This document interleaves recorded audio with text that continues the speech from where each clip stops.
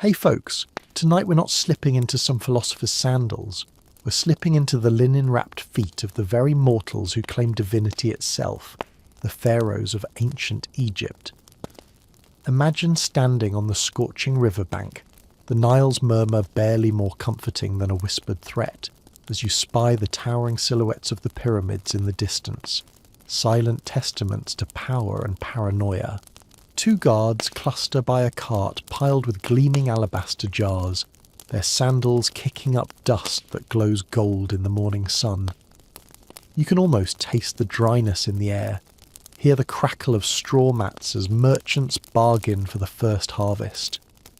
The scent of roasted lentils mingles with a tang of fish straight off the river, and distant chants from a temple priest rise like smoke, promising a divine audience that you know may end in sacrifice. This is very important. Tonight's journey, the disturbing life of pharaohs in ancient Egypt, peels back the gilded curtain to show that behind every golden headdress was a heartbeat, and behind every prayer was a fear that slipped through even the grandest corridors of power. We're diving into the heartbeats, the sweat, and yes, even the paranoia that turned these rulers from flesh and blood monarchs into legends. From here, we zoom way out. Picture Thebes at dawn, a labyrinth of mud brick streets, each one alive with banter. You might overhear a grain merchant cursing the tax collector in a low whisper, his words a bit too sharp in case a palace informant is listening. A water-bearer balances copper jars on her head, unflinching as she weaves between sandal-polished feet and muddy donkeys, each step a prayer that her jars won't shatter. Swing the camera north to the royal palace, a fortress of limestone walls so bright you need to squint. The scent of frankincense drifts from the temple courtyard, where priests in white kilts examine goat entrails for omens. You notice how the sun catches the gilded cobra at the pharaoh's brow. One false step here, one misinterpreted entrail, and a dream of divine rule could vanish faster than morning mist on the desert. Let's wander into a marketplace near the temple's shadow. The clink of bronze jewellery stalls blends with the murmur of gossip. Did you hear Princess Nefertari nearly faint at court yesterday? A rival noble's son is said to have replaced her honey with river mud. Not exactly a princely welcome. You lean in. The taste of honey and decay swirl in your mouth, a bizarre mix but entirely fitting for a court where whispers slash deeper than swords. By midday, the sun is a merciless overseer, and we shift to the labour gangs, thousands of hands chiselling stone for obelisks that scrape the sky. You feel the vibration of the chisel on granite in your bones, smell sweat so pungent it clings to your throat. A foreman's whip cracks, not to lash flesh, but to spur the rhythm, time measured in strikes against stone, each spark a heartbeat nearer to eternity. As dusk settles, cattle low in fields irrigated by canal skylights. You close your eyes and breathe in the cool, damp earth, the faint tang of livestock, and drifting incense from a seamstress booth where tapestries depicting Ra's flight across the sky are sold for a fistful of silver. A caravan leader negotiates a deal. 7 donkeys carrying grain for 2 jars of salt. Salt more precious than gold to those who know the river's fickle moods, and we hear the wind shift carrying with it a whisper through the palace corridors. Before we dive back in, let me know where you're listening from. If this journey chills you in the best way, subscribe. Tomorrow I have another story for you. Carrying that whisper through the palace corridors, you step barefoot onto a cool limestone floor, the echo of razored sandals clicking behind tapestries heavy with their own secrets. You're inside the pharaoh's private quarters now, where every surface gleams with polished ebony and gleaming ivory. So immaculate you'd think no human ever dared breathe in here. But breathe you must, inhaling the faint musk of perfumed oils, Jasmine blended with the undercurrent of sweat from the day's anxieties. A slender servant glides forward, carrying a shallow bowl of rosy water laced with crushed petals. You dip a fingertip and brush it across your lips, tasting something floral, yet slightly bitter. This scent is a ritual, one that announces you as someone of consequence, or at least someone the Pharaoh has deigned to acknowledge today. The servant's eyes flicker with deference, maybe relief. It's always a gamble whether you arrive to join a private audience or witness an execution by decree. Beyond this chamber lies the inner sanctum, its vaulted ceiling painted with constellations dripping in gold leaf. You imagine yourself an ant beneath a star map so vast it could swallow you whole. Priestly scribes in linen kilts stand round low tables, jabbing reed pens into papyrus scrolls, tallying tributes from across the Nile's bend. You almost hear their pens whisper prayers as they record shipments of ivory, lapis lazuli, and jars of crocodile fat, believed to keep the Pharaoh's skin as taut as his authority. Suddenly a low murmur rises, a conspiracy in motion. The chamber door creaks, and in slink two officials, the vizier, face chiselled like stone, and the head of military engineers whose hands know the secrets of both war machines and tomb traps. Their eyes meet in shadowy recognition. Dissent has a heartbeat here, and you feel it pulse beneath the tile floors. A flicker of unease spreads through the room. You're here on more than a ceremonial courtesy. We zoom out from this royal tension to the workers' quarters at Giza's edge, a sprawling dormitory of reed mats and clay bowls. The clang of chisel still rings, muted by exhaustion. Women squat beside communal hearths, stirring stews of lentils watered down with canal water. Every handful of lentils counts, for rations are as unpredictable as the Pharaoh's favour. The air here tastes of charred wood and the faint tang of copper tools cooling in the dusk. A mason brushes sweat from his brow with a ragged sleeve, revealing the salt-crusted line where metal collar once pinched his neck as punishment for slow work. Behind him, a caravan of labourers hauls a colossal granite block through trenches of oil to reduce friction, each man's breath a shared rhythm, a low grumble like distant thunder. But back at court, your host, clad in emerald green kilt and jewelled collar, beckons you to witness the evening procession along the Nile embankment. Torches flare, their flicker glinting across ripples on the water. Boats carved from cedar drift like Pharaoh's chariots on sand, carrying priests who chant to Amun-Ra, voices rising and falling like waves. You lean over the railing and feel the breeze carrying incense ash onto your hair. The scent sharpens your senses, reminding you that in this realm the gods watch from the heavens and rebellion tastes of fire.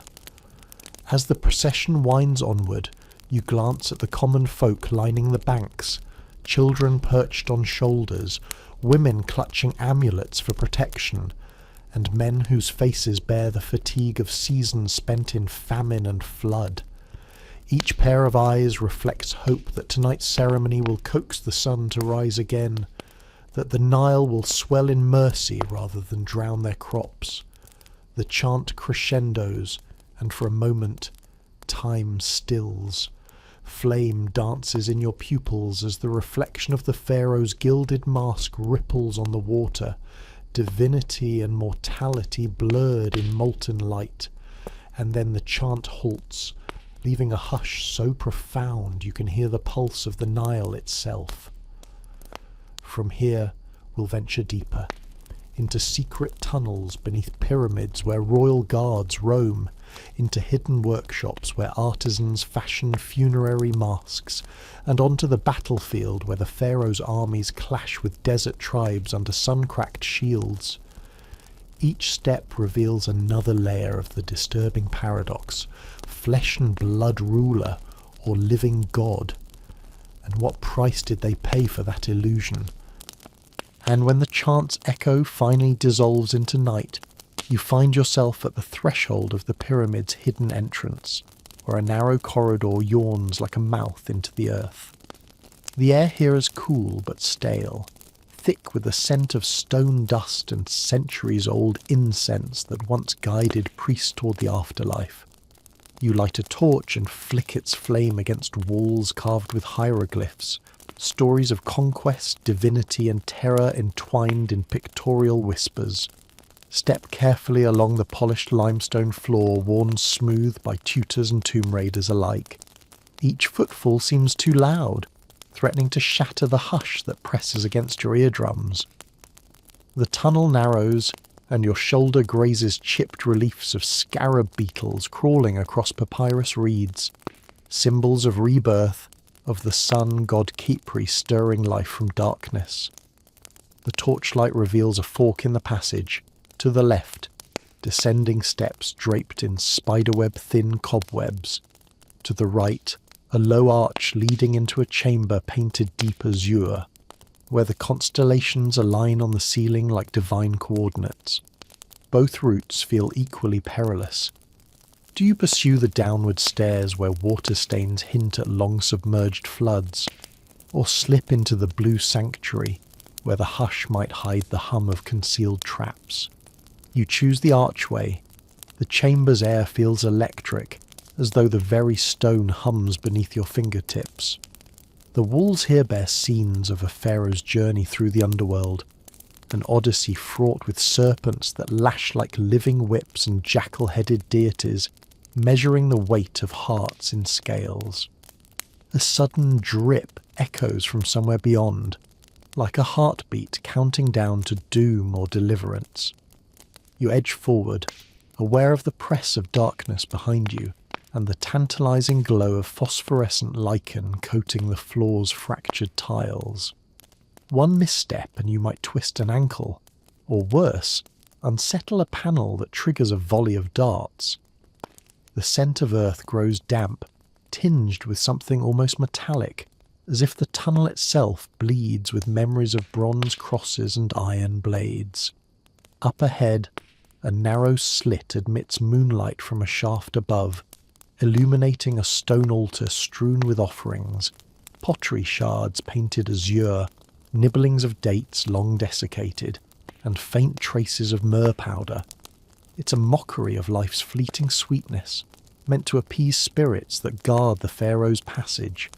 You kneel and trace a palm over the altar's edge, feeling the cold grain of granite and the ghostly echo of worship that lingers still.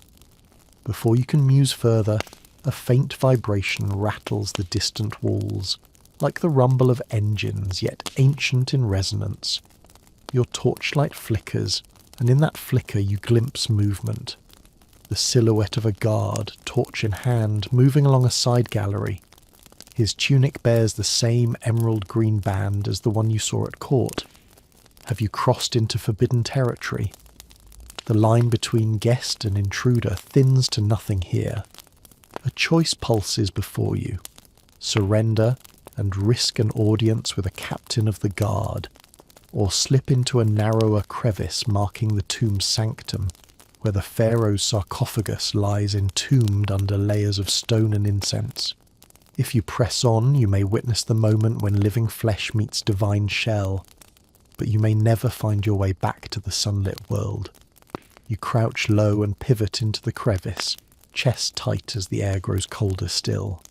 Hieroglyphs etched above your head seem to warn, but you're driven by curiosity, by that irresistible pull toward a secret only death itself was meant to hold.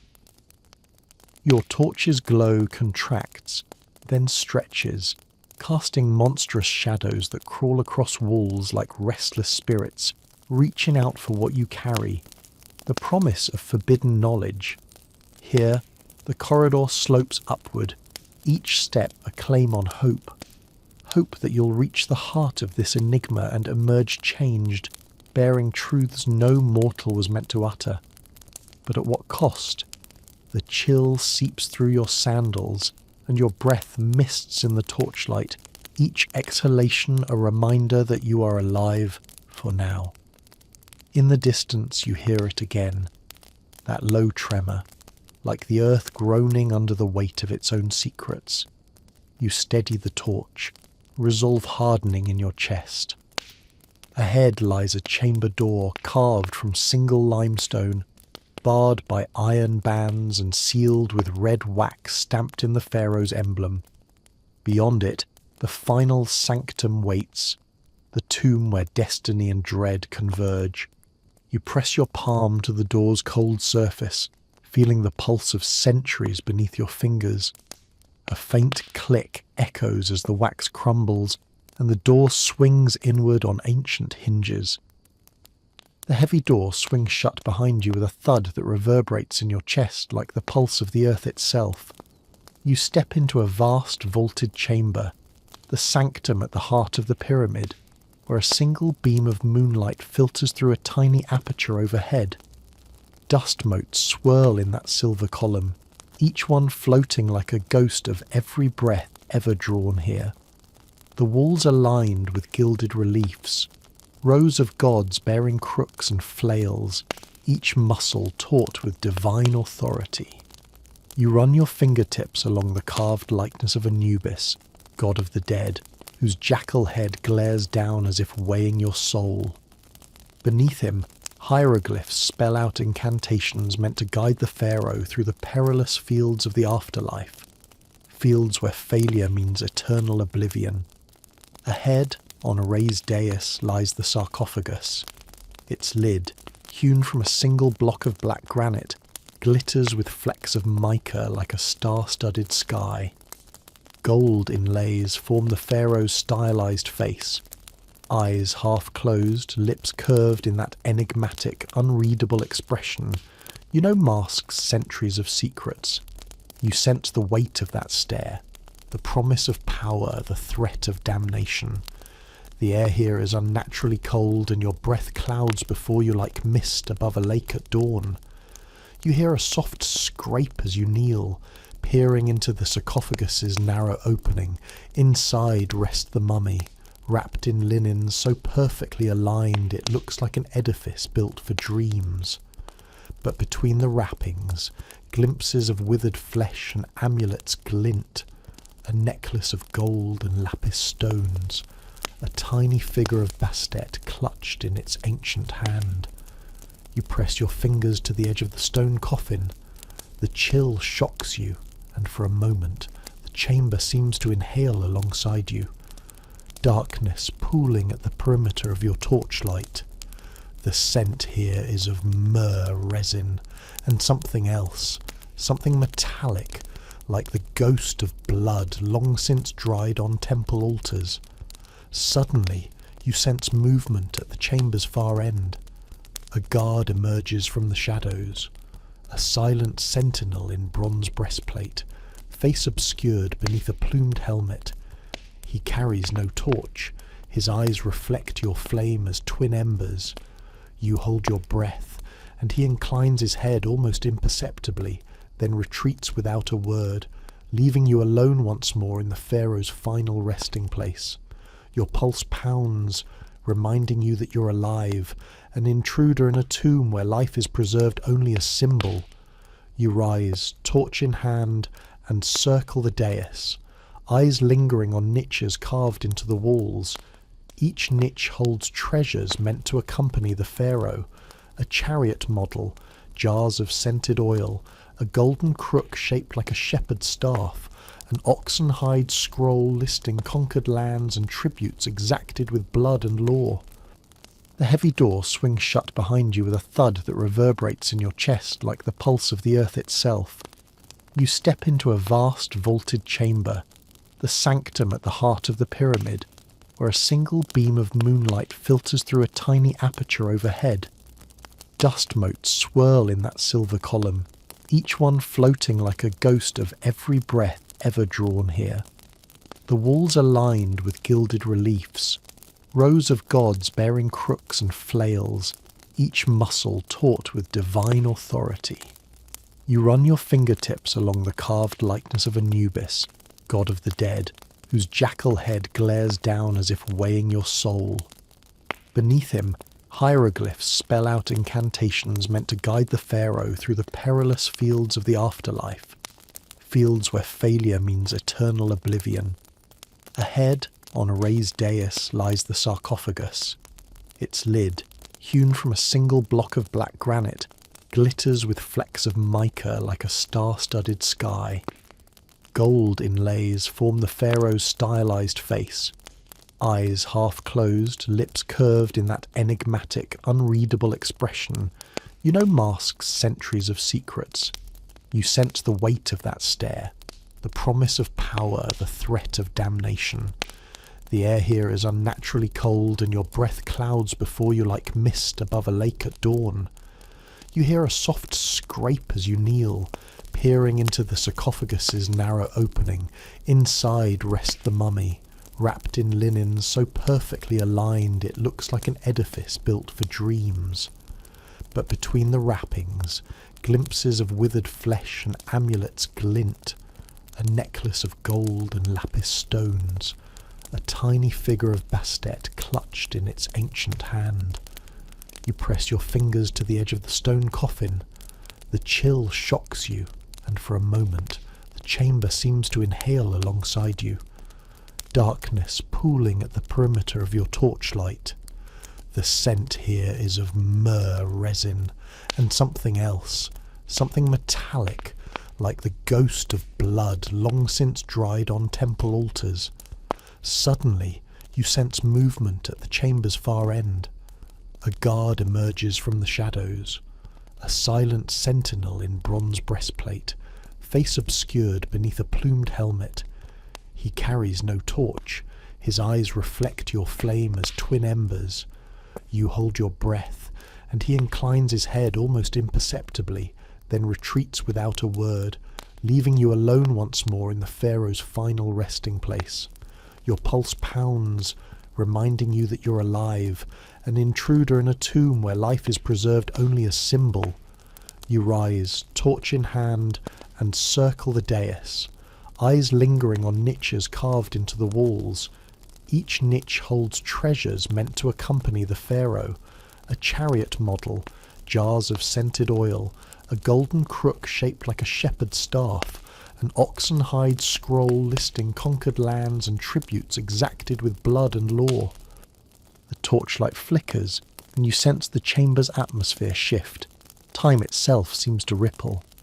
A faint hum, like distant chanting or the creak of age-old wood, drifts from deeper within the pyramid's veins.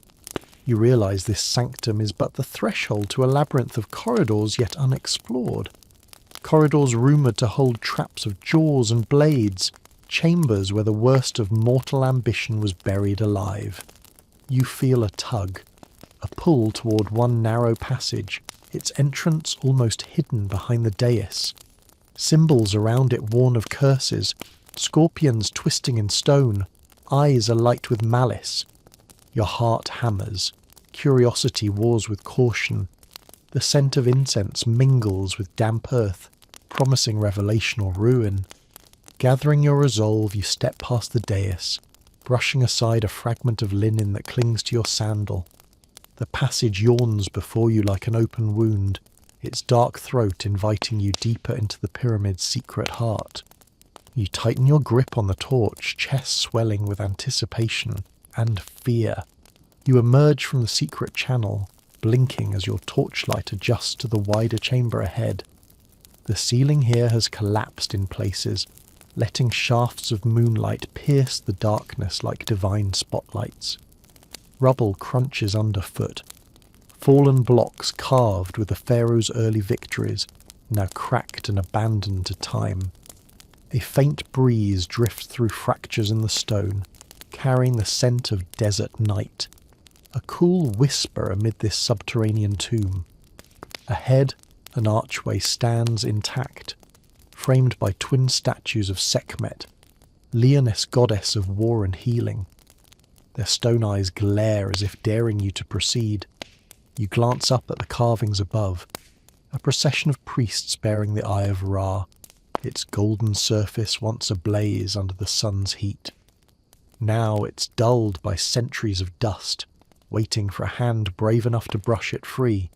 You step beneath the arch and into a corridor whose walls glow faintly with painted murals, once vivid blues and reds, now muted but still alive with stories. A scribe's account of a campaign in Nubia stretches across one panel, chariots slicing through fields of grain, prisoners shackled in lines, and the trophies of war paraded in the capital. It's a chilling reminder that this pharaoh's divinity was hammered into the minds of the living by steel and fear.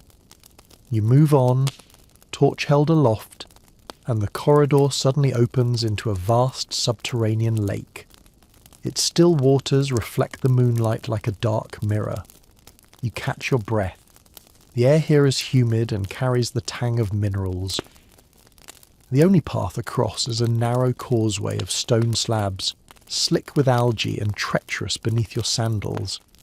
Halfway across you pause, hearing a distant drip, water falling from stalactites into the black expanse. A tremor shudders through the ground as if the pyramid itself sighs under its own weight. You remember the rumours. This chamber was designed to flood in the pharaoh's name, symbolising his dominion over life and death, giving him eternal passage on the Nile of the underworld. You grip the torch tighter, the flame dancing in your palm. One misstep could plunge you into freezing water that hides unknown depths, and perhaps mechanisms engineered to trap the unwary. Yet each step forward feels irresistible, a promise that knowledge lies ahead. Then, midway across the causeway, you see inscriptions carved into one slab, a warning, or perhaps an invocation. He who disturbs the peace of the king shall join the shadows for eternity. You swallow, heart pounding as the torchlight flickers. The water laps against the stone, echoing like 1,000 whispered threats. And here, this is where you need to pause and settle in, for what comes next is unlike any other chamber you've encountered. This story took us a long time to gather. If you're finding it worth the cold, subscribe. And now, back to the hearth. Beyond the warning, the corridor narrows once more, sloping gently upward. The causeway ends at a carved door depicting the pharaoh's journey across the sky in a solar bark, rowed by gods and attended by falcon-headed Horus. The bark's prow points to a keyhole shaped like an ankh, the symbol of life. You test the lintel with your torch handle. It trembles convincingly, and a faint groove encircles its edges, a sign that this door rotates within the stone. Your breath bobs in and out as you lean in, brushes of sand and stone clinging to your lantern's glow. You press your shoulder against the door, slow and steady, and it rotates with a grinding sound that echoes like a coffin lid being opened. The passage beyond lies steeply upward, cut into living rock. Each step you climb is marked by carvings of the pharaoh's regalia, a crook, flail, double crown, and the uraeus cobra. They symbolise rulership over Upper and Lower Egypt, authority both terrestrial and celestial. The air grows warmer, drier, a reminder that each layer you ascend is closer to the world above, closer to sunlight and the living. As you near the top, the sound of wind returns, stronger now, carrying the promise of dawn. You pause on the final threshold, feeling the boundary between death's realm and life's embrace. Ahead lies the narrow shaft that will catapult you into the cool desert air, into the first light of a new day. You raise the torch, chest tight with anticipation, and prepare to step through. You push through the final threshold and emerge into a cavernous room streaked by shafts of dawnlight that snake through cracks overhead, illuminating the dust in golden beams. This space feels different. No murals flank its walls, only rough hewn stone that bears the marks of tools older than memory. Each chisel groove seems to hum with latent energy, as if the pyramid itself is alive and breathing. At the room's far end stands a massive gateway, its frame carved with interlocking cobras whose hoods flare in silent warning. The gateway encloses an antechamber where sculptors battered the raw rock into the pharaoh's likeness. Unfinished faces peer from the stone, half-formed, eyes hollow like a question left unanswered. You step between these silent sentinels, your sandals echoing on the floor as you draw closer to the colossal statue beyond. The statue looms into view, a seated figure of the pharaoh, hands resting on his knees, gaze fixed on some unseen horizon. Its face is serene, almost aloof, lips curved in that enigmatic half-smile. But the impression shatters when you notice the giant cracks that spiderweb across its chest, each fissure seeping a faint dust of alabaster. The fractures seem recent, a testament that even stone can feel the weight of betrayal. You circle the statue, torchlight casting dancing shadows across its scale, and deduce that artisans once hesitated here, halting mid-strike in fear or reverence. The base is inscribed with declarations of the pharaoh's divine birth. God of the west wind impregnated his mother's womb, the Nile's flood blessed his infancy. Yet you recall voices in the court whispering that he was born under an inauspicious star, portents erased by palace scribes to preserve the myth. Above, a narrow gallery rings the chamber, floor channels carved for ritual incense. You climb a simple stone ladder and find yourself at railing level, standing where priests once offered sweet frankincense and pungent kaifi.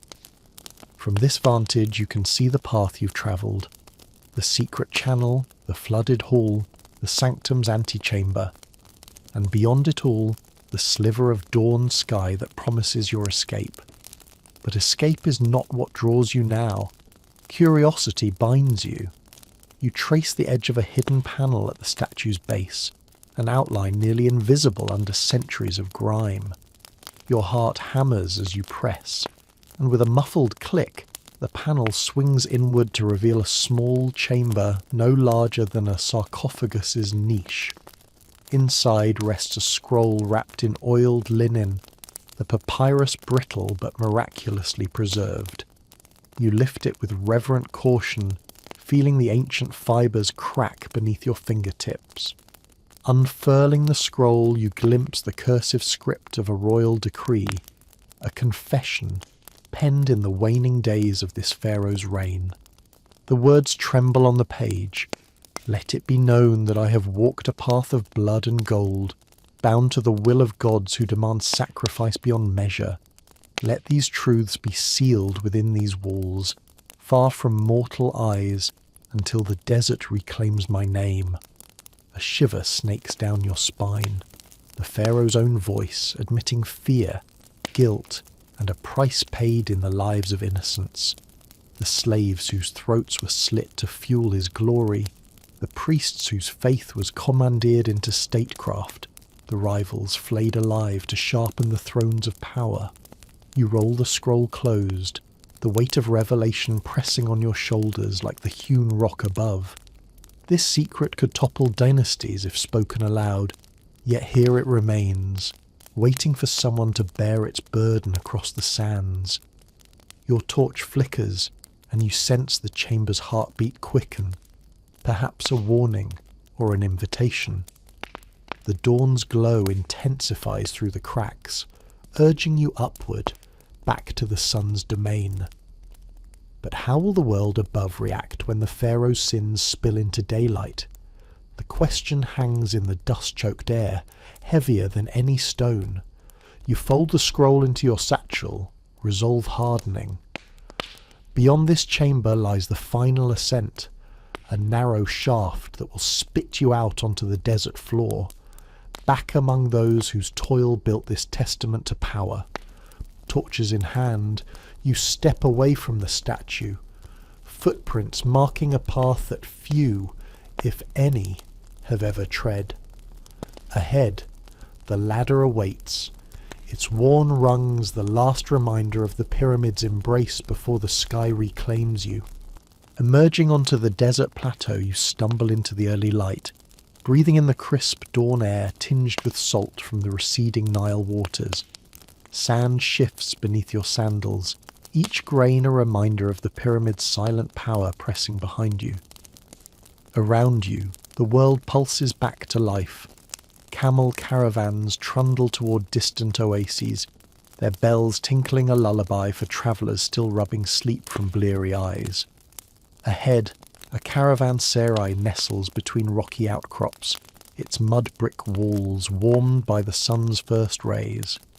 Merchants yawn as they unload bolts of dyed linen, vibrant indigos and fiery crimsons once reserved for the elite.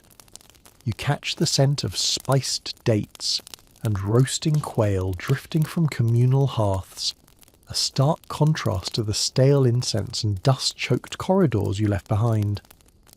You wander through the courtyard, where a storyteller in tattered kilt gathers a crowd. Children press their faces against chipped pottery benches as he croons of the kingdom's triumphs, how the Pharaoh's armies crossed the desert on leopard-pelted chariots, how his war elephants trumpeted victory to shaking foes. Yet beneath each flourish, you recognize the same fear that festered in the tomb's hushed chambers, tales crafted to bind the living in loyalty and dread. A desert wind gusts, stirring the storyteller's cloak and lifting stray grains of sand into swirling eddies. You sense that this plateau too is a stage of illusions, the gleaming sands masking razor-sharp rocks below, the palm trees swaying not for shade but to conceal watchful eyes of patrolling sentinels. The desert is as much a weapon of the Pharaoh's power as his armies or curses. Your path turns eastward, tracing an ancient caravan route toward Thebes. Along the way, you encounter a group of nomadic traders, dark-skinned Nubians carrying ebony cloth and incense resin. Their leader, a woman with eyes like polished obsidian, greets you with a nod that carries the weight of shared understanding. In her hand she holds a woven basket of carnelian beads, each bead said to signify a pact sealed in blood or barter. She speaks in clipped whispers, recounting rumours of a pharaoh's hidden vault deep beneath the western dunes, vaults where only the bravest thieves seek to glimpse the treasures that even priests whisper about in midnight confessions. You realise that even the desert caravans run on the fuel of legend, chasing whispers as eagerly as they chase gold. Pressing on, you cross a broad plain where buffalo graze, swishing tails at flies that hum louder than death drums. Herdsmen lean on crooked staffs, their skin weathered like ancient papyrus. You pause to share a date with one, a simple gesture that bridges cultures. He tells you that when the Nile floods, bringing life and destruction in equal measure, the Pharaoh's decree dictates who eats and who starves, a power that ripples outward like tidal waves. As the sun climbs higher, you crest a dune ridge and behold Thebes sprawling before you, white limestone palaces glittering beyond the fields of green where barley and emmer wheat sway. Temple pylons tower with painted reliefs of pharaohs trampling their enemies. The scent of burning resin trails on the breeze as priests prepare daily offerings. Even now you hear the sound of chisels echoing from the nearby necropolis, where new tombs are carved for those seeking to join the pharaoh's eternal court. Winding through the city's outer markets, you witness craftsmen at work, silversmiths hammering fine jewellery, weavers tightening warp threads and chanting blessings for colour-fast hues. Each artisan's skill is a thread in the empire's tapestry, their labour rendered holy by the promise that their creations will adorn deities, kings, and eventually dust-covered nobles in subterranean vaults. In a shaded alley, you stumble upon a clandestine gathering of dissidents, scribes whose eyes sparkle with defiance. They trade stolen papyri recounting the pharaoh's trials. In hushed tones, they mock the proclamations of divine birth. You meet one who unfolds a scroll and reveals a satirical poem, its verses biting as the crocodile-infested Nile that made the empire's wealth and sapped its foundations. Your pulse quickens as you read, words crafted not to honour, but to expose. Here in the heart of Thebes, the promise of allegiance falters against the hunger for truth. The sun overhead brings no shelter, only light. Light that exposes shadows even in the brightest courtyard. Suddenly a horn sounds from the distant palace gates. A military trumpeter in gilded breastplate signals the arrival of the Pharaoh's chariot entourage. Dust spirals in the air as horses rear, their breath misting above flared nostrils. The city holds its collective breath. Will this procession be an offer of mercy or a decree of punishment? You stand in the square, wondering if you're witnessing spectacle or terror. The chariot appears, wheels carved with images of the sun god Ra, spokes catching light like fiery spokes of a celestial wheel. The pharaoh himself sits tall, cloak billowing, a living icon of glory. His gaze sweeps the crowd like a falcon sizing up prey, and you feel the ancient power humming beneath the echo of horse hooves. In this moment, the world tilts on the axis of his will. One word could slaughter dissenters, another could grant relief to starving villages. You sense the disturbing truth all at once. The pharaoh's life was not one of unchallenged divinity, but of unending performance. Each gesture measured, each breath a bargain between man, god and mortal. You close your eyes, letting the sounds of Thebes, shouts of merchants, clatter of hooves, drone of prayers wash over you. With a secret scroll safely in your satchel, you know that tomorrow's dawn will not just mark another day in the empire. It will be the day when a single whisper could unravel the greatest illusion of all. You leave the opulent hush of the palace behind, descending winding stone steps toward the great Nile quay, where lanterns sway as bleary-eyed river pilots guide flat-bottomed barges through the moonlit mirage. The water glitters like shattered lapis, and the air is thick with jasmine drifting from floating gardens anchored near the shore. A flotilla awaits you, sleek vessels carved from red cedar, decked with woven mats and cushions for comfort. Today, you embark upriver to Elephantine Island, a place of border guardians and desert crossroads, where the pulse of Egypt's outer reaches beats strongest. You step aboard the lead barge, greeting the helmsman, a grizzled mariner whose skin bears the sun's imprint like cracked parchment. His eyes gleam with stories, and he steers with sure hands, navigating between reeds that brush your ankles and whisper tales of crocodiles lurking beneath. As the current carries you south, the landscape shifts. Fertile banks dotted with date palms give way to rocky cliffs, each boulder etched by wind and time. You pass small villages of mud brick huts, where fishermen haul nets bursting with tilapia, their laughter mingling with the song of nightingales. Midway across, your barge slows so a priestess of Setet may board. Draped in white linen, she carries an alabaster offering, a bowl of Nile water and barley grains meant to ensure safe passage past the cataracts. You feel the weight of tradition as she chants softly, her voice rippling across the water, calling upon the goddess to tame the river's hidden fury.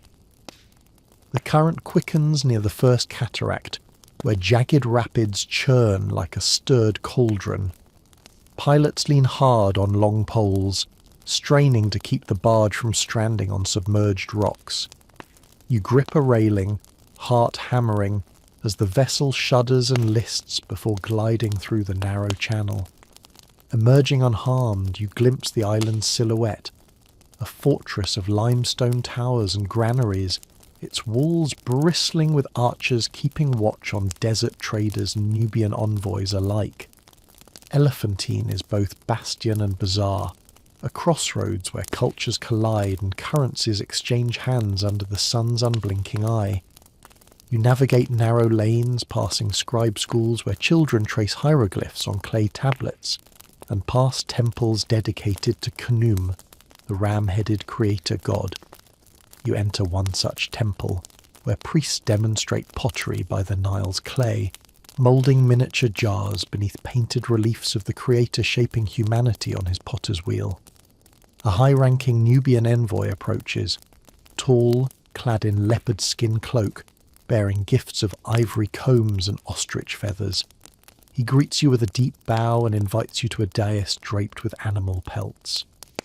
Beneath it lies a slumbering diplomatic tension. Egypt seeks to extend its trade routes deeper, while Nubian elders guard their sovereignty like a mother her cubs. You exchange words and tokens, a length of azure-glazed faience beads in return for carved ebony statuettes. Each gift is weighed, both literally and symbolically, in scales of trust and profit. The envoy's amber eyes never betray his calculation. Is this alliance genuine, or merely a prelude to taxation and tribute? As dusk falls, torches ignite lanterns along the quay. You board a smaller skiff to explore the island's southern shore, where desert sands encroach upon cultivated gardens. Here, the boundary between civilization and wilderness is a thin line, marked by silent obelisks erected in memory of pharaohs who dared conquer what lay beyond. You pause at one obelisk's base, tracing the hieroglyphs that detail a failed campaign against southern tribes, names erased and replaced by standard inscriptions praising divine victory. The act of erasure feels like a testament to power's fragility. What is written can be rewritten. Your skiff drifts back beneath a canopy of stars, each a silent witness to this tapestry of power, trade, and memory. You realize Elephantine Island is more than a frontier outpost. It is a mirror reflecting the Empire's ambitions and insecurities. As your barge turns northward, guided by lantern light and moon's silver gleam, you settle on a cushion and listen to the murmur of water against wood. Tomorrow, the journey returns you to the heart of the Empire, where you will witness another closing of chapter, the rites of succession and the promise of rebirth for the next pharaoh. Your steps carry you into a chamber that hums with muted activity, the pharaoh's secret workshops where artisans toil in shadow. The walls here are lined with shelves brimming with jugs of pigment, crushed malachite green, powdered lapis lazuli, and ochre so bright it could scorch your vision. The air tastes of resin and stone dust, and the steady rhythm of mallets against chisels forms a haunting percussion. At a low table, a mask maker expertly fits gold leaf onto a half-carved funerary mask. His fingers, stained blue from the azurite, move with practiced gentleness, smoothing each sheet until it gleams in the torchlight like a newly risen sun. You lean in, inhaling the earthy scent of gesso mixed with the metallic tang of gold. Nearby, woodworkers shape cedar boards into miniature canopic chests, each destined to hold a different organ: the liver, lungs, stomach, and intestines. The carver's blade bites into the wood in delicate grooves, revealing veins in the grain that mimic the river's winding paths. He pauses, wiping sweat from his brow, before returning to the rhythmic dance of his craft. You notice a small boy, an apprentice, observing with wide eyes, his small hands clutching a chipped pottery cup. He steals a sip of water and shifts uncomfortably as the master motions him away. Discipline in these halls is as precise as the tools themselves. The boy's eyes flicker with fascination and fear, a reminder that every hand here is bound by devotion and dread in equal measure. Across the room, a team of jewellers sits hunched over trays of semi-precious stones. They drill tiny holes in carnelian beads and secure them in collars fit for gods. You watch as a lapidary tests the lustre of a bead by flipping it in his palm. its deep red surface catching the torchlight in a silent promise of blood and vitality. You glide past a kiln where sculptors fire clay Ushabti figurines, servants for the afterlife. Each tiny statue bears a miniature hoe or tool, its features so fine you can see the faintest trace of the artisan's fingertips. The heat radiates like a desert noon, and the smell of baking clay mingles with charred wood from the stoked fire. In the centre of the chamber stands a glass blower's forge, its mouth agape like a hungry beast. You peer inside to see molten glass swirling in brilliant hues, shaped by bellows and breath into vials for sacred oils. The glassblower's face is red from the furnace's blaze, and he works with a fervour that borders on ritual, whispering invocations to Isis as he twists the glowing form into existence. As you explore, you piece together a tapestry of creation and devotion, every artifact here destined to accompany the pharaoh into eternity, every spark of fire or drop of water an offering cast into the void of remembrance. A sudden clang echoes through the workshop, and all eyes turn to a heavy gateway in the far wall, its iron bars stained dark with age. The master mask maker pauses, blade mid-slice, and beckons you over. "This way," he whispers, voice low as the chisels tap. You follow, torch in hand, to where the gateway opens onto a narrow shaft leading deeper into the mountain's heart. The threshold bears no cartouches, no welcoming symbols, only the rough-hewn stone of a place even fewer have seen. You step through, the workshop's warmth giving way to a chill that seeps into your bones. Behind you, the sounds of toil fade into a distant echo, replaced by your own breath and the soft scrape of sandals on rock. Ahead, the shaft descends into blackness, its dimensions barely wide enough for you to squeeze through. The torchlight flickers against walls carved with warnings, serpents twisting around ankhs, eyes that seem to track your every movement. Your heart pounds in rhythm with your footsteps as you slide downward, feeling the stone grow slick with hidden moisture. The air tastes of earth, ancient and undisturbed, as though you've crossed the boundary into realms untouched by time. At the shaft's end, you emerge onto a stone ledge overlooking a subterranean chamber. The space is vast, more like a cavern than a man-made hall. Stalagmites drip crystalline water that echoes in lonely drops, and the chamber's centre holds a circle of standing stones, each carved with the pharaoh's achievements and decrees. Within the circle rests a stone plinth bearing a single object, a sistrum, the sacred rattle of Hathor, crafted from gold and bronze. Its coils and loops are adorned with tiny bells, meant to call the goddess's favour when shaken in ritual. You step toward it, the bells quiet in their expectant stillness. Dust particles sparkle in the torchlight, as if anticipating the first movement. Reaching out, you brush your fingertips against the cool metal, and for an instant you feel a tremor beneath the stone, a pulse that suggests these objects are not mere symbols but conduits of power. The moment stretches, and you know that choosing to lift the sistrum could unleash more. You feel the sistrum's weight settle in your palm, its coils cool and heavy, cups and beads still bearing the faint tang of age-old offerings. A hush envelops the cavern as you lift the sacred rattle. The bells hang motionless, waiting, but you know that each shake carries the echoes of temple choirs and the tremors of divine wrath. Carefully you press the sistrum's handle between your fingers and give it a gentle twist. The bells tingle, releasing a soft cascade of sound that reverberates against stone like a heartbeat awakened from centuries of slumber. Dust drifts down from the stalactites overhead, swirling in slow motion like dancers in a cosmic ballet. The chamber's standing stones vibrate in harmony, inscriptions glowing faintly where the metal meets rock. Suddenly, The tremor intensifies, a low rumble that grows into a resonant hum, as though the bell's song has summoned the very pulse of the underworld. Your torchlight flickers and dances, elongating shadows that now writhe and twist on the walls, taking on spectral forms, priests chanting, warriors marching, pharaohs enthroned in silent judgment.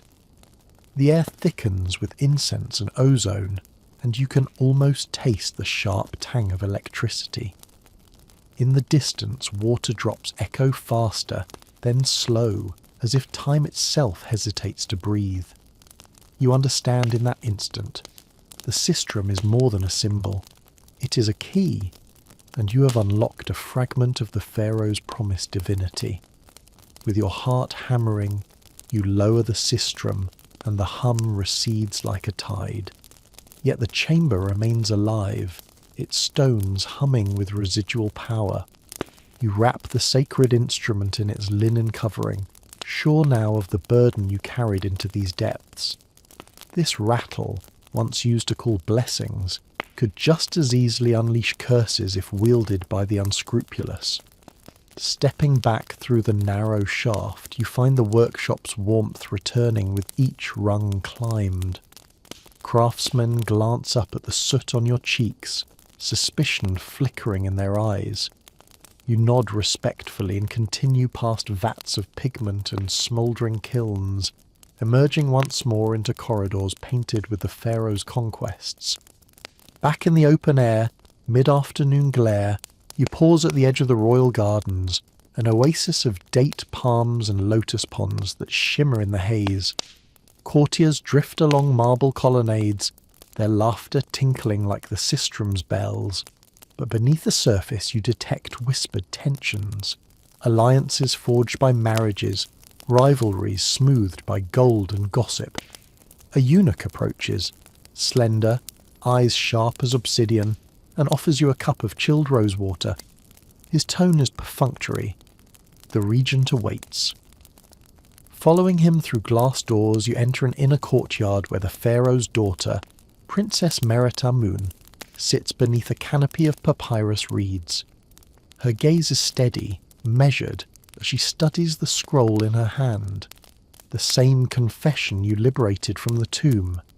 She speaks with quiet authority. You've seen what lies beneath the living world. Now you know why we must maintain the illusion. Will you carry this truth beyond these walls? You feel the weight of her question as keenly as the sistrum in your satchel. Outside, the scent of jasmine drifts through the columns, and distant priests call to office prayers. Voices that once guided emperors beyond death now blend into the hum of power. The princess stands, her embroidered robe whispering over marble. She gestures toward the palace gates. Your journey continues beyond whispers and walls. Tomorrow we sail for Punt, forging alliances with distant lands. You will witness how spices and gold smooth the Pharaoh's passage, how diplomacy dances between hospitality and hostage. You nod, slipping the scroll and sistrum inside your cloak. The sun's rays glint off palace walls, as if gilding the path ahead. The world of Pharaohs is not only carved in stone or sealed in tombs, but spun across desert roads, bargained in market squares, and whispered in palace intrigue. With a final bow, you step past the princess and into the courtyard's blaze, ready for the next chapter, a voyage across seas of commerce and cunning, where every gift hides a demand, and every harbour holds both welcome and watchful eyes.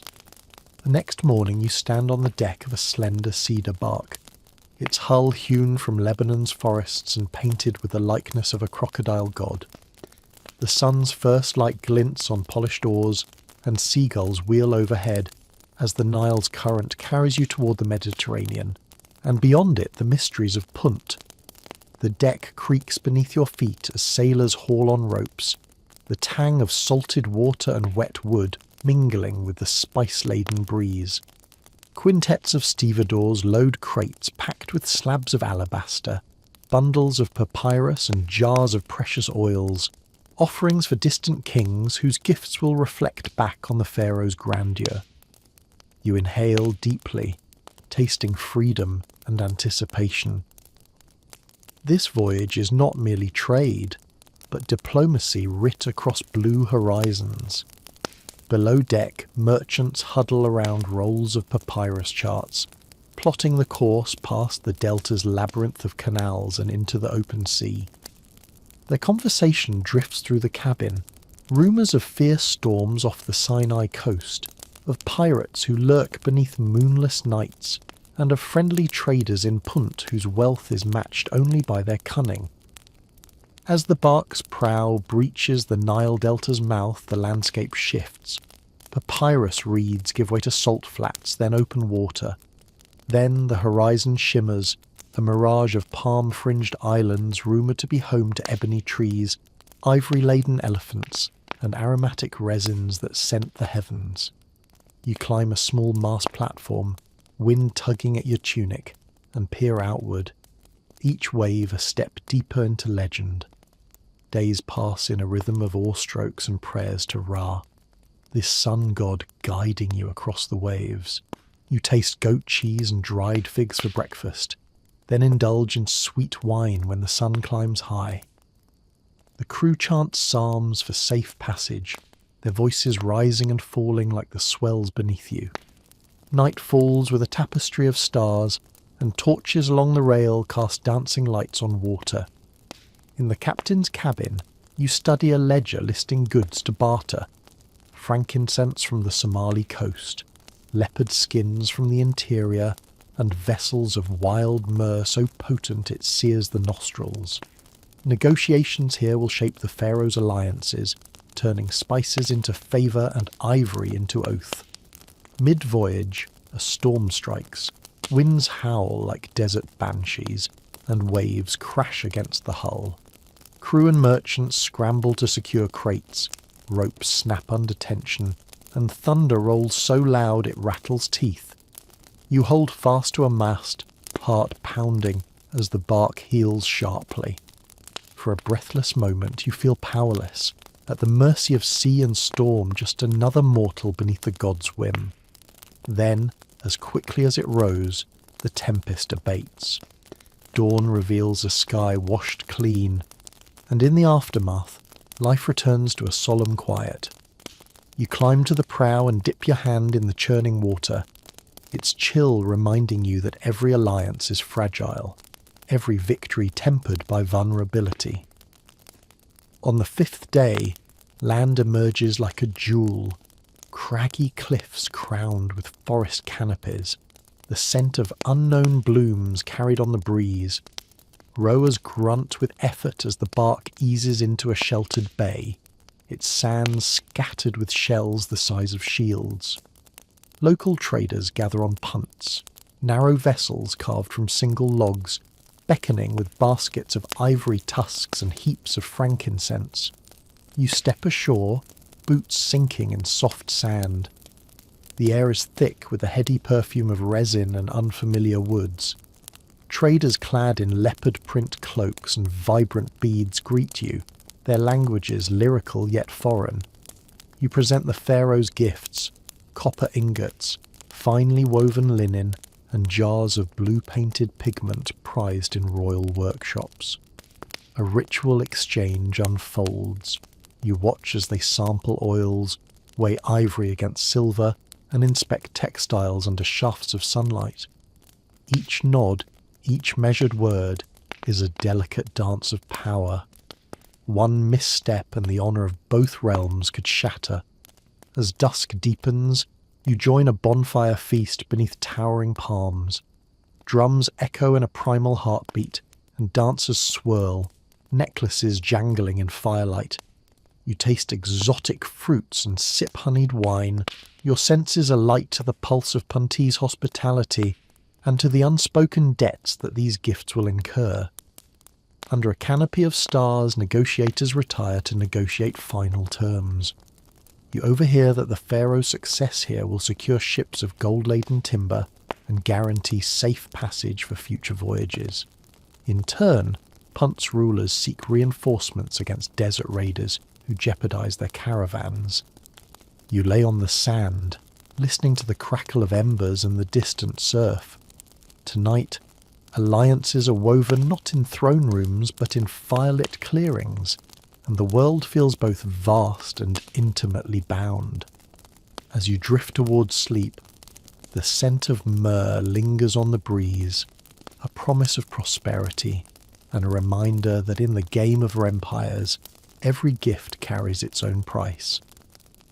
Leaving the battleground's aftermath behind, you follow a narrow trail cutting through date palms and papyrus marshes toward a secluded oasis where marriage alliances are brokered. The air here drips with humidity, rich with the scent of ripening fruit and sweet musk from fragrant blooms draping over mud brick pavilions. You tread softly, aware that each step brings you closer to the nexus where love becomes policy. Within a shaded pavilion, a noble woman in a ruby-red gown holds court. Princess Tia, sister to the pharaoh, drapes herself across a cushioned divan. Her eyes, dark as Nile silt, appraise you with idle curiosity. Around her, emissaries from Nubia and Kush stand poised. Their garments are awash in gold thread and ostrich plume fans that flutter like spectres. You sip mint-infused water as the princess speaks. My brother's reign must extend beyond these borders. His bloodline must intertwine with yours. She inclines her head toward a Nubian prince, his ebony skin glinting under the pavilion's lanterns. The promise of peace lies in the union of their houses, an alliance hammered out not on battlefields, but in marbled courts and scented pavilions. A Nubian elder steps forward, voice resonant as distant thunder. He unfurls a scroll inscribed with terms, trade rights along caravan routes, shared control of strategic salt mines, and mutual defense pacts against desert raiders. Each clause is a thread woven into the tapestry of empire, binding rival courts into a fragile harmony. You lean against a carved column, tracing its lotus motifs, and feel the weight of tradition pressing down. In this moment, marriage emerges less as romance and more as a strategic gambit, spouses as pawns on the political chessboard. A harpist strikes a mournful chord, and dancers swirl across mosaic floors, their veils trailing like thermals of colour. You taste the tang of pomegranate seeds and the crisp sweetness of dates, tokens laid out for the prospective couple to seal their vows. Yet as the dancers dip and spin, you sense undercurrents of tension, a fallout from past betrayals, whispers of forced conversions, and memories of broken oaths. The princess raises her goblet. To unity and strength she toasts. Cups clink, and wine spills like liquid garnets across the marble. Underneath the serenade of strings, you hear hushed counsel exchanged in dark alcoves, advisors plotting how to tilt this alliance in their favour once pleasantries fade. When the ceremony concludes, you slip away from the pavilion and follow a narrow causeway leading to the eunuch quarters, a labyrinth of quiet corridors where palace secrets ferment. The air here is cooler, scented faintly with sandalwood and the sterile chill of wax candles. You pass rows of intricately embroidered robes and mirrored chambers where whispers echo long after they are spoken. In a dusky alcove, an aging eunuch, his face lined with years of suppressed ambitions, invites you to sit. His voice is a silken thread. The pharaoh's power rests not only on armies and marriages, but on those who serve him unseen. He reveals intercepted letters smuggled through the palace, missives from foreign courts plotting rebellion, promises of sanctuary for exiled priests who defy the crown's authority. Your palm tingles as you read the parchments, each word a blade aimed at the heart of the empire. You roll them carefully, pocketing the evidence of conspiracy and counter-conspiracy alike. Stepping back into the courtyard, You pause beneath a frangipani tree whose blossoms carpet the ground in pale petals. The scent is heady, an intoxicating reminder that beauty and betrayal often share the same garden. Next awaits the festival of Opet, a grand procession from Karnak to Luxor, where the pharaoh's divine rejuvenation is enacted in public spectacle. You fold the letters in your cloak, resolve stoking your breath. Today, you have witnessed alliances sealed and secrets born. Tomorrow, you will stand amidst the jubilant crowds watching gods walk among men. The festival of Opet dawns with a fanfare of trumpets and the scent of incense sweeping through temple precincts. You weave through crowds gathered along the Nile's eastern bank, where priests in linen kilts carry golden statues of Amun-Ra, Mut, and Khonsu atop ceremonial boats. The air hums with anticipation. Today, the pharaoh will reaffirm his divine union and renew his mandate to rule. Stalls line the riverbank, offering spiced breads drizzled with honey and mugs of barley beer frothing with foam. You taste warmth and sweetness, a brief respite from the spectacle's gravity. Musicians strike lutes and drums, their melodies buoying the masses as they chant blessings, life, prosperity, health. At the docks, riverboats await, hulls painted in vivid patterns of lotus blossoms and falcon wings. You board a vessel draped in scarlet banners. The captain navigates through a flotilla of coloured sails and rhythmic oar strokes. Waters part in gentle waves, reflecting the pharaoh's painted face on every prow. The procession drifts toward Luxor Temple's towering pylons, their surfaces carved with reliefs depicting the god-king's triumphs. You note the pilgrims who press forward reverently, hoping to glimpse the pharaoh's kilt or touch the hem of his robe for a blessing. Here, faith and political theatre merge, each echoing the other's potency. As you disembark, you dodge a group of temple dancers swirling with flowing scarves, their movements echoing the cycle of life and death. You follow the throng through grand colonnades, where stone columns soar towards sky, their capitals shaped like papyrus stalks unfurling in frozen bloom. At the heart of the courtyard, the pharaoh stands before a stone bark, lifting the faces of Amun-Ra in gilded reverence. He strides forward, step assured, and with a solemn gesture he touches the boat's rail. A hush descends, the moment of conjunction between mortal and divine. Trumpets blare, and the statue of Amun-Ra is borne aloft. The crowd erupts, cries cascading like waves. You feel the tremor in your chest as hope and fear converge. Hope for fertile lands, fear of wrath should the ritual fail.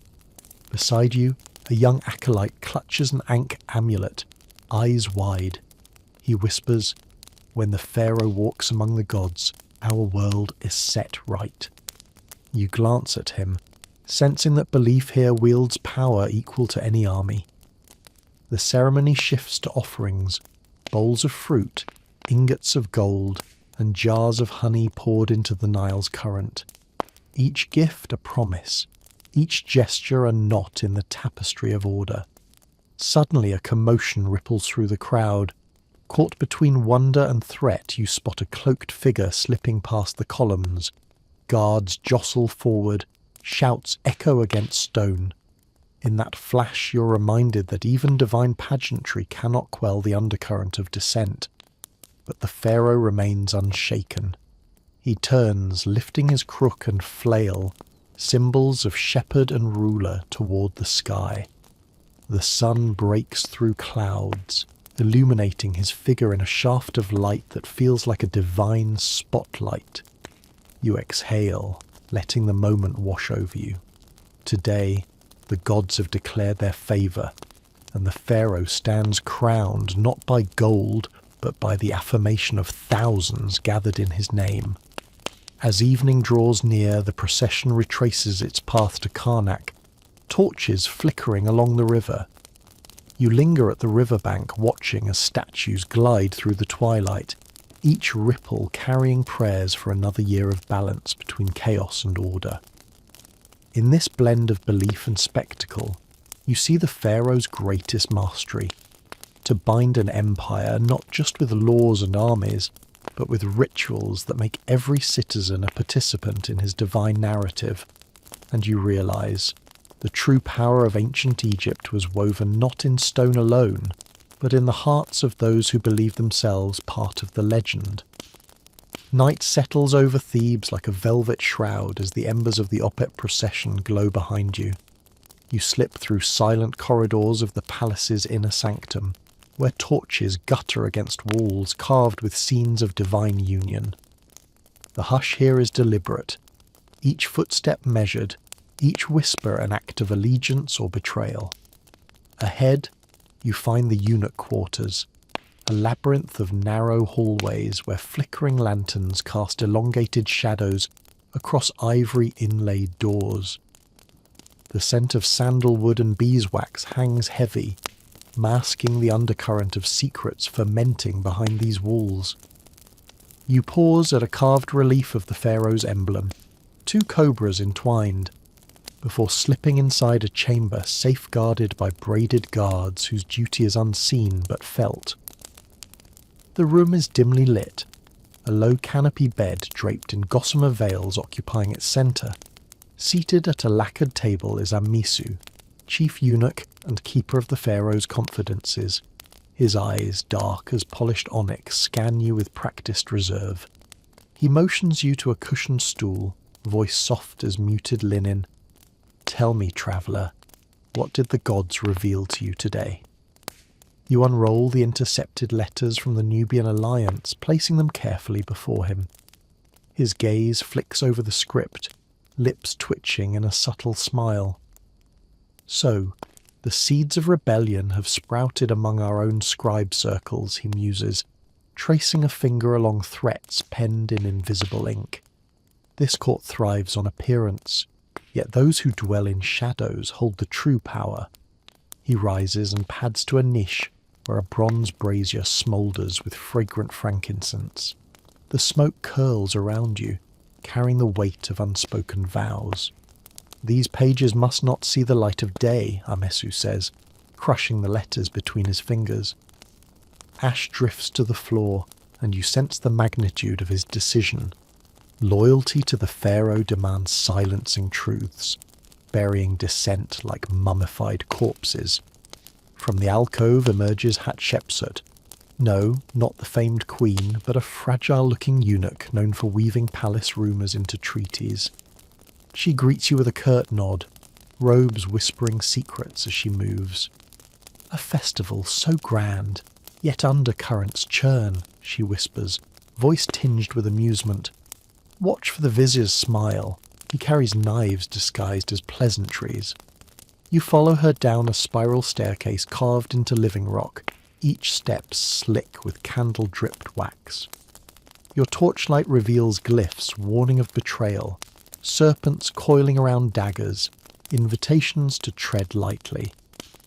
As you descend, the air grows cooler, and the corridor narrows to a tunnel where only one can pass at a time. A delightful trap for would-be assassins or eavesdroppers. At the tunnel's end, you emerge into the palace's hidden sanctum. A vaulted hall lined with statues of deceased pharaohs, each flanked by two silent eunuchs who stand as eternal witnesses. The floor is a mosaic of memory and myth. Crocodiles weaving through lotus blooms, hieroglyphs spelling the cautionary tale of a usurper swallowed by the desert. In the hall's centre, a low dais holds a ceremonial table carved from alabaster. On it rests the pharaoh's ritual regalia, double crown, crook, flail, each instrument of rule steeped in power and dread. You feel the echoes of every coronation, every forced allegiance, every sacrificial oath uttered here. Hatshepsut gestures to the silver chalice beside the regalia. "Tonight, the ritual of the midnight oracle," she announces. "The pharaoh will consult the gods for counsel, should rebels be offered mercy or crushed beneath royal sandals." You step closer, the floor's mosaic reflecting twinned torches above. Shadows flicker across the carvings, falcon wings beating in stone, serpents raised to strike. The chalice's surface shimmers in torchlight, as though liquid starlight pools within. You leave the opulent hush of the palace behind, descending winding stone steps toward the great Nile quay, where lanterns sway as bleary-eyed river pilots guide flat-bottomed barges through the moonlit mirage. The water glitters like shattered lapis, and the air is thick with jasmine drifting from floating gardens anchored near the shore. A flotilla awaits you, sleek vessels carved from red cedar, decked with woven mats and cushions for comfort. Today, you embark upriver to Elephantine Island, a place of border guardians and desert crossroads, where the pulse of Egypt's outer reaches beats strongest. You step aboard the lead barge, greeting the helmsman, a grizzled mariner whose skin bears the sun's imprint like cracked parchment. His eyes gleam with stories, and he steers with sure hands, navigating between reeds that brush your ankles and whisper tales of crocodiles lurking beneath. As the current carries you south, the landscape shifts.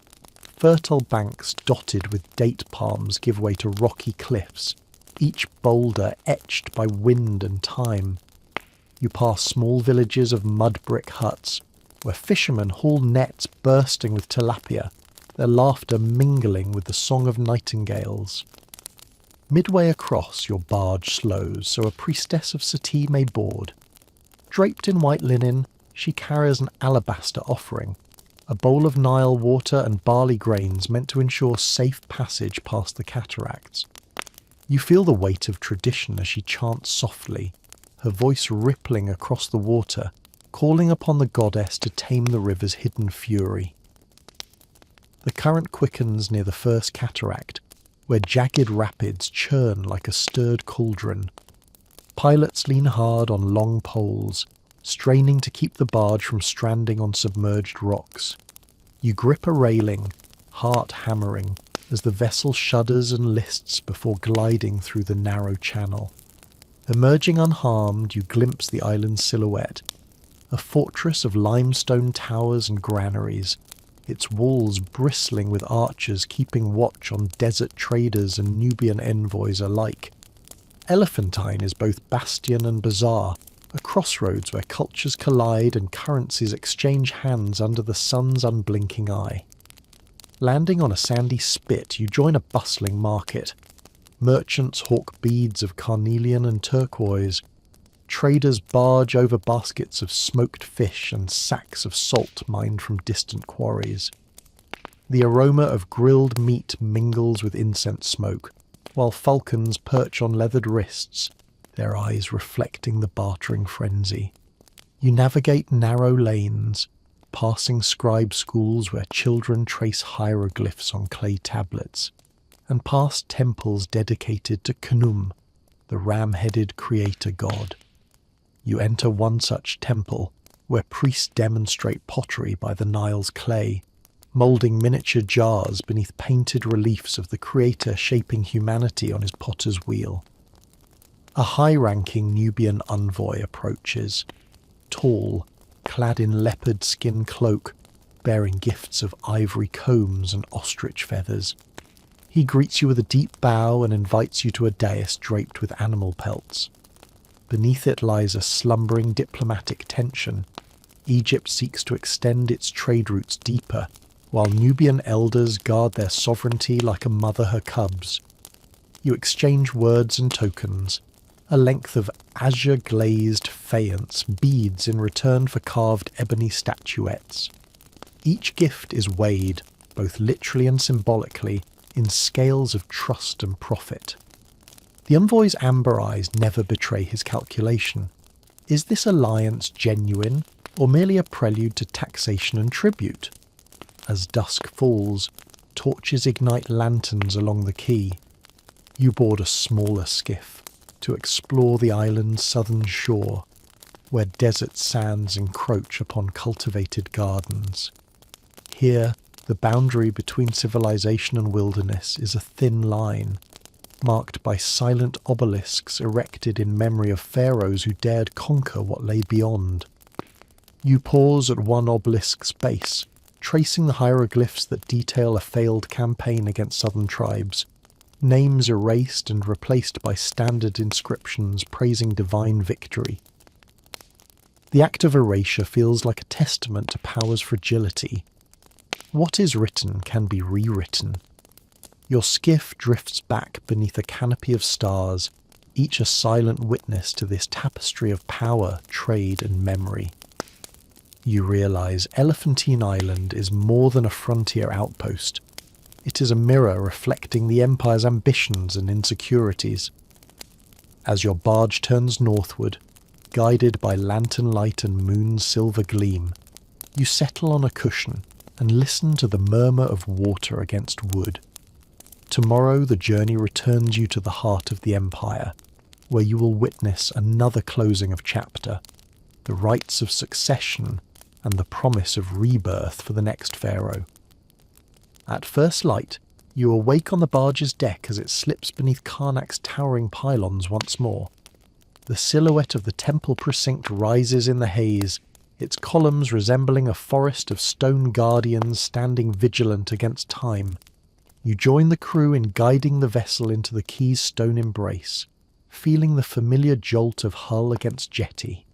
Disembarking, you navigate a labyrinth of scaffolding and stone dust, where workers add final touches to a new obelisk, a towering tribute to the pharaoh's forthcoming coronation celebrations. Chisels rasp against hard granite as artisans align hieroglyphs that will proclaim the successor's virtues: strength, wisdom, and divine favour. You weave through a procession of priests in striped kilts, their sandaled feet thudding rhythmically on flagstones. Each carries ritual implements: a golden scarab, alabaster libation bowls, and the pharaoh's personal menat, an ornate necklace said to channel the goddess Hathor's blessing. The scent of kefi incense swirls around them in spirals of smoke. Beyond the temple gates, the city of mothers rejoices. Women in flowing robes hang garlands of lotus and palm on market stalls, while children dance, tossing petals in celebration. Banner-bearers stride down the central avenue, their standards depicting the dual crowns of Upper and Lower Egypt entwined in eternal embrace. Ahead, a grand pavilion has been erected in the temple's courtyard, a raised platform draped in white linen, with steps leading to a gilded throne.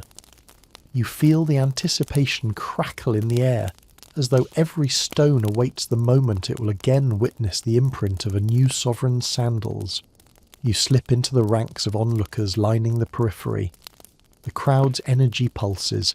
Merchants pause their haggling, mothers hush children, and elderly scribes adjust ink-stained reeds in anticipation of recording history's next chapter.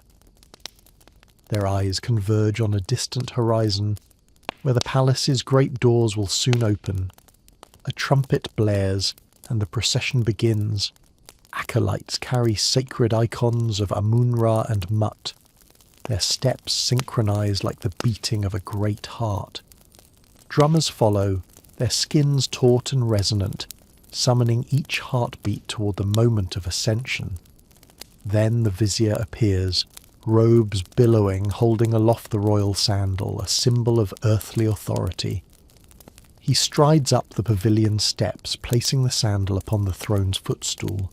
The crowd murmurs, for the sandal's presence signifies that the throne itself is ready.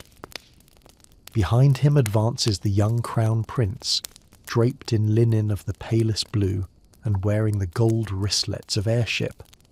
His face is composed, yet you sense a flicker of vulnerability. Destiny weighs heavy on shoulders still learning balance. The prince ascends, each step met with the chant, "Horus lives, wonders behold." At the dais he turns, receiving from high priests the double crown of Egypt, white hedjet and red deshret fused in gleaming gold. You see the weight of its promise settle upon his brow, marking him as the living emblem of unity. He raises the crook and flail, symbols of shepherd and ruler, and holds them aloft as the sun breaks through the colonnade's shadows. A shaft of light illuminates his figure, and the crowd erupts in joyous acclamation. You feel the echo in your chest. Always, the monarchy is reborn through ritual, each gesture reinforcing bonds between deity, monarch, and people. Afterward, the new pharaoh descends, moving through the crowd to touch hands and bless the faithful. You witness tears of awe, hands pressed against his sandal's imprint, and the whispered prayers of commoners who glimpse divine favour in a mortal's eyes. A musician strikes a chord on a lyre, and dancers weave between the masses, their veils shimmering like reflections on the Nile. You join the swirling celebrations, tasting honey cake and sipping chilled wine spiced with mint, the sweetness underscoring the ceremony's gravity. As dusk falls, torches ignite, casting a warm glow over jubilation made eternal. You step back, taking in the panorama, lotus-laden streams reflecting torchlight, papyrus columns crowned with fire, and the new pharaoh standing at the centre of it all, a man made divine by tradition, spectacle, and belief.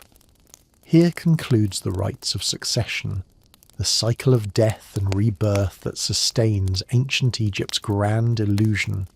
Flesh meets deity, and the land thrives upon the promise renewed. The world awaits what this new reign will bring: grain for hungry mouths, monuments to eternity, and whispers of conspiracies that slumber until disturbed anew. 2 more journeys await around the bend.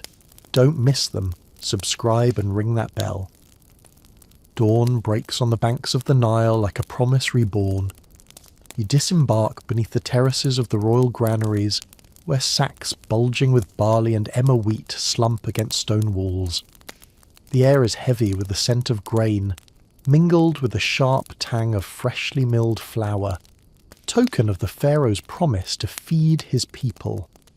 Today, you accompany a caravan of state grain to the workers' village at Giza, witness to the unseen hands that built the pyramids and the empire itself.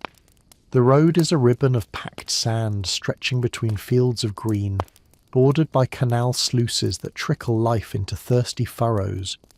You pass water carriers hoisting copper jars on their heads, each step a prayer of balance and resilience. A line of labourers trudges alongside ox-drawn carts, faces etched with exhaustion, yet eyes bright with purpose. This grain will sustain them and their families through another year. At the village entrance, wooden gates swing open to reveal rows of casitas made from mud brick and reed mats. Smoke curls from clay pots cooking beans and onions over open hearths. Children weave between their mothers' feet, chasing chickens or staring curiously at your cloak. You inhale the aroma of freshly baked bread cooling on stone slabs. Inside the communal granary, overseers in short kilts inspect tally marks carved into cedar beams, each mark representing a delivery, an obligation met, a promise kept. You run your finger over one notch, feeling the weight of collective effort. A notch for every family fed, every temple endowed, every army supplied. Beyond the granary lies the medical hut, where a healer stands draped in stained linen, poultice in hand. He tends to a mason whose shoulder bears the bruise of a misplaced chisel, and to a weaver whose hands are calloused and bleeding. The healer murmurs words to Sekhmet, god of healing and disease, seeking mercy for flesh worn down by labour and time. You examine the mortar used in tomb raising, stewed gypsum mixed with natron to bind stone for eternity. The workers boast that the formula was stolen from tomb inscriptions, a secret passed down through generations, ensuring Pharaoh's monuments stand unshaken by time's relentless tide. A foreman beckons you to the quarry's edge, where limestone blocks lie half-carved, waiting for teams of labourers to lever them onto sledges. You observe the coordinated ballet of ropes, logs, and human muscle, each man pushing or pulling in time, singing work songs to unify their strength. You join in the chant, heart pounding as adrenaline surges. You lift your end of a rope, muscles straining against the block's mass.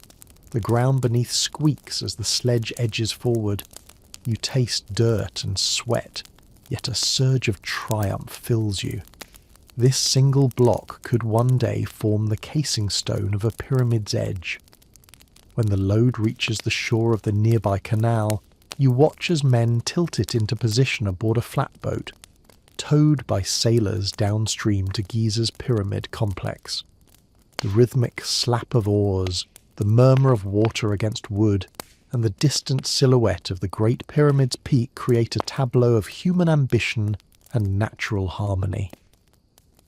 As sun climbs, you retreat to the shade of a date palm, tasting sweet fruit warmed by the day's heat. Around you, the village thrives, blacksmiths hammering tools for the next shift, bakers forming loaves for evening rations, and families sharing tales of gods and heroes over humble meals. You reflect on the paradox. The same grain that nourishes the living also powers the tomb machines that entomb the dead. Each kernel is a tribute to mortality and ambition, sustenance and sacrifice. At midday, the caravan returns, prompted by shouted calls and gong beats. You climb onto the returning sled, ready to journey back to Thebes with stories of the empire's bedrock, its people's toil, its traditions, both enduring as the stones they shaped and fragile as the desert wind. At dawn, the quay at Thebes thrums with anticipation as you descend from the barge, boots crunching on dewy reeds. Merchants unfurl sails to dry, while priests perform morning rites at small shrines flanking the landing steps. The scent of frankincense hangs heavy, mingling with the sweet breath of blossoming pomegranates in nearby orchards. You stride toward the royal stables nestled against the western temple wall, where rows of sleek Arabian steeds paw at the ground, nostrils flaring in the crisp air. Grooms in linen kilts brush sweat from silver-maned horses, their rhythmic sweeping a silent testament to disciplined care. You feel the power in their muscle as you approach, heart quickening at the thought of riding alongside the Pharaoh's cavalry. A captain of the guard, a scarred veteran with a hawk's gaze, greets you near a corral of chariots. The vehicles gleam with polished bronze fittings and painted faience inlays depicting solar discs and winged scarabs. The captain offers you a stance, a 2-horse chariot with reins of braided leather and wheels bound by copper rims. Today you will witness the Pharaoh's war drills on the plains beyond Thebes. Emerging from the city gates, you enter the open plain where sand gives way to scrub grass dancing in the morning breeze. Cavalry riders gather in formation, spears glinting like a sudden dawn of steel. You sense the tension in the air. What appears a demonstration is a reminder of power's reach, a message to both friends and foes. The pharaoh arrives astride a chariot drawn by horses of impeccable breeding, their coats shining like molten amber. His cloak billows and his eyes scan the horizon with practiced assurance. He dismounts, sandals crunching on gravel, and strides toward the assembled troops. You join his entourage, feeling the phalanx tighten its formation as he passes. Drums roll, and at a signal the cavalry charges. Horses thunder across the plain, riders leaning forward as spears lower to the charge. The ground trembles beneath your feet, and the horse's breath clouds in the cool air. You grip your reins tighter, adrenaline surging as you edge closer to the maneuvers. The pharaoh demonstrates a feigned retreat, cavalry wheels and dust blooms in swirling vortices. Archers nock arrows and release them mid-gallop, the shafts singing through the wind.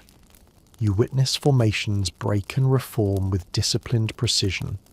an orchestrated ballet of violence made graceful by training. At the drill's climax, chariots thunder in tandem, blades flashing as they circumnavigate a target stand where a warrior effigy waits. The pharaoh steps into a chariot, reins in hand, and drives forward himself. Horses strain, thunderous hooves sending tremors rippling through the assembled ranks. He releases the reins momentarily to hold the crook and flail, symbols of shepherd and sovereign, aloft in a salute to both deity and domain.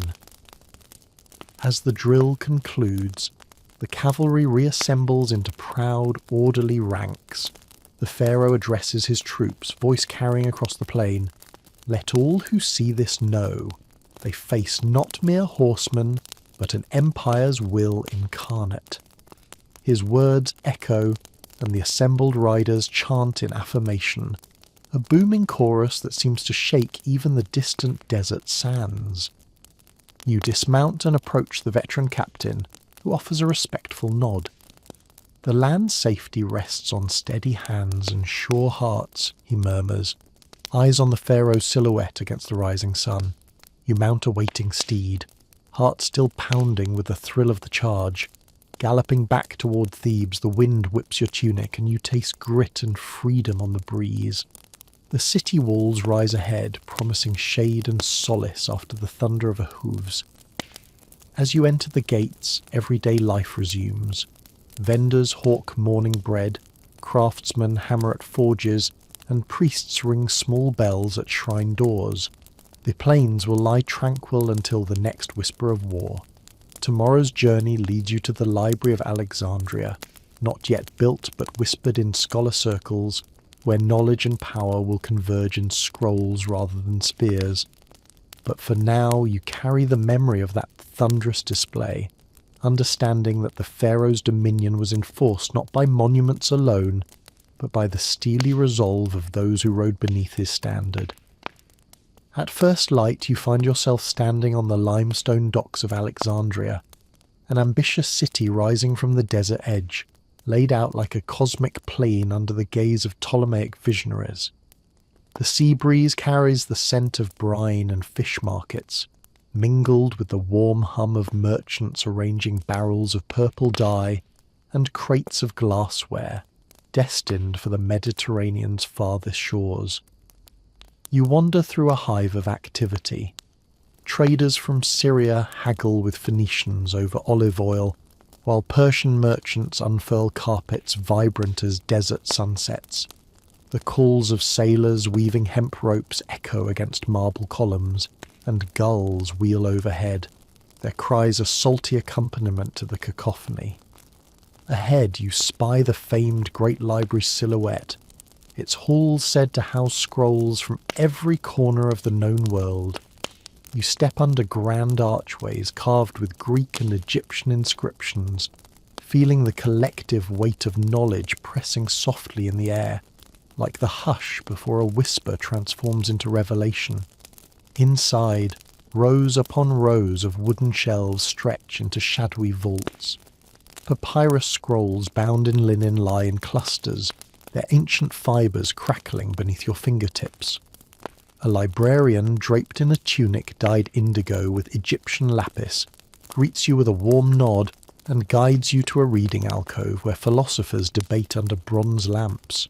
You inhale the mingled scent of ink, wax seals and old pages, an aroma that tastes of curiosity and ambition. A scholar unfurls a scroll detailing mathematical treatises by Euclid, its diagrams precise as the alignment of pyramids. Next to it rests an Egyptian medical text, recipes for poultices using honey, castor oil, and linen soaked in crocodile fat, promising to heal wounds that once felled desert raiders. Through narrow corridors you pass workshops where copyists meticulously transcribe works from Akkadian and Hebrew, their reed pens scratching like cicadas under a merciless sun. The hush here is punctuated by the soft rustle of papyrus and the librarian's hushed puh as they swap news of newly arrived scrolls from India on silks, flown by Arab traders. Outside, you drift into the museum's courtyards, gardens where poets gather under groves of olive and date palms, reciting odes that blend Homeric grandeur with the slow rhythm of Nile life. A stonemason chisels a statue of Serapis, the syncretic god, his hammer strokes echoing in time with the city's heartbeat. You slip into a stoa where astronomers chart stars above reflecting in a shallow pool. Their instruments, bronze astrolabes and globes of carved ivory, sit beside treatises on celestial movements. You lean in as one points to a confluence of Sirius and Orion, whispering that this alignment foretells abundant harvests along the delta. By midday, the salt-sweet breeze pushes you toward the royal palaces overlooking Pharaohs Island. The lighthouse's tower gleams across the waves, its beacon guiding ships laden with cedar, spices, and the promise of new ideas. You stand at the waterfront and dip your hand into the cool Mediterranean, salt stinging your skin as you taste the world's edges. The city's pulse is an intricate weave, scholars discussing philosophy, priests debating theology, traders haggling over precious metals, and artists blending Egyptian motifs with Hellenistic form. You're a single thread in this tapestry, swept along by Alexandria's promise that here knowledge is as valuable as gold and curiosity as powerful as an army. As the sun sets in a blaze of orange and violet, lanterns ignite along harbour walls, and the sound of lute strings drifts from taverns by the quay. You sip wines spiced with cinnamon and honey, letting the city's symphony wash over you. Tomorrow, you will journey eastward into the desert to uncover Bedouin trade routes, stories etched in sand dunes and marked by campfire smoke. But tonight, you linger in Alexandria's glow, breathing in possibility and the whispers of scrolls waiting to transform history. Before dawn breaks on the western horizon, you mount a swift camel under a sky splashed with dying stars. Its padded footfalls on undulating dunes are softer than any horse's, yet the desert's vast silence feels alive, every grain of sand a storyteller of ancient caravans. Today, you follow the Bedouin trade routes that crisscross these sands, a network as vital to Egypt's wealth as the Nile itself. Your caravan sets out along a faint track marked by cairns, piles of stones balanced by generations of travellers. Each cairn is a silent sentinel, guiding nomads and merchants through an ever-shifting sea of sand. The air is crisp, carrying the scent of desert thyme and the faint metallic tang of dried blood from distant skirmishes. Ahead, a cluster of tents appears on a ridge of golden dunes. Bedouin traders emerge, their keffirs flapping like flags in the morning breeze. They carry bundles of frankincense and myrrh, resins more precious than silver in markets from Thebes to Tyre. Their camels kneel, saddlebags clinking like distant bells as they await your approach. You exchange greetings in hushed, melodic dialect, and barter unfolds beneath a canvas of indigo sky. You offer high-quality linen and copper ingots in return for aromatic resins and rare gemstones, gifts that will enrich the pharaoh's coffers and the empire's prestige. A shepherd from the tribe invites you for sweet tea brewed over an open flame. You sip from a brass cup, savouring cardamom's warmth as you listen to tales of desert raids and alliances forged under moonlit pacts. The tea's sweetness lingers on your tongue like the memory of hospitality and trust in a land where loyalty is as shifting as the sands. Mounting your camel, you press on toward an ancient fortress of sun-bleached stone, an outpost once manned by the pharaoh's frontier guards. Its walls still bear chariot ruts and arrow scars, silent proofs of battles waged to protect these routes. Here, the empire's reach touched the unknown, demanding vigilance and tribute from distant tribes. You ascend a narrow stair carved into sandstone, emerging onto a parapet that overlooks a vast panorama, endless dunes broken by the shimmer of an oasis, palm clusters dot a jade green pool where camels of men alike come to drink. You feel the fragility of life here. One wrong step from water to sand could spell doom. Below, caravans snake toward the oasis, their colourful banners fluttering like migrating birds. You note how trade here is a dance of trust and timing. Too slow, and you perish of thirst. Too fast, and you miss alliances crucial to safety. As the sun climbs, the desert heat blooms like a mirage. You descend and follow the caravan's leader, whose falcon steady gaze discerns the path through the heat haze. Each step closer to the oasis brings relief and renewed respect for these navigators of sand and sky. Reaching the water's edge, you cup cool liquid and drink deep, feeling the desert relinquish its grip in that sweet moment. The Bedouins share dried dates and flatbread, and you observe their silent code. A hand extended is a bond unbroken, more enduring than any royal decree. Mounting your camel once more, you turn westward. Camel bells a gentle cadence against the silent expanse. The dunes roll beneath your feet like an amber ocean, and you realize that these trade routes, veins carrying the lifeblood of incense, spices and stories, are as crucial to Egypt's glory as the Nile's blue artery. Now, as the sun sets, you glimpse home's distant lights shimmering like promises on the horizon. Your heart swells with the desert's lessons. That power rests not only in temple walls or throne rooms, but in paths carved by every traveller's footfall. 2 more journeys await around the bend. Don't miss them. Subscribe and ring that bell.